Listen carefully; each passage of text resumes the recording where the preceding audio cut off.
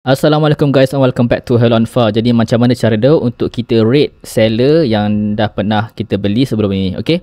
So first korang pergi dekat bahagian me, klik me, kemudian kita tekan to receive. Kemudian kita tengoklah dekat bahagian completed.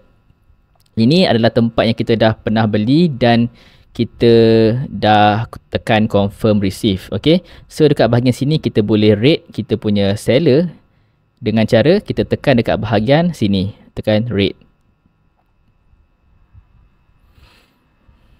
Kemudian korang rate lah berapa banyak korang nak rate kan. Contoh saya rate 5 star, biasa saya bagi 5 star je. Sebab 1 star ni kesian lah dekat seller kan. So kita bagi je 5 star, the perfect one. Sebab kita free guys, free. Kita bagi je 5 star untuk kebaikan diorang juga. Kemudian kalau kita nak share foto, kita boleh share foto ataupun video ikut korang terpulang. Biasanya saya tak tekan apa-apa. Kemudian dekat bahagian sini saya tulis lah terima kasih. Contoh, okay, terima kasih. Dah settle. Kemudian sama juga ini ada 2 barang saya beli. Ada beberapa barang. So dia akan keluar sini lah semua. Kemudian seller service kita bagi 5 star. Delivery speed pun kita bagi 5 star. Perfect one. Okay. So dah confirm, kita tekan submit.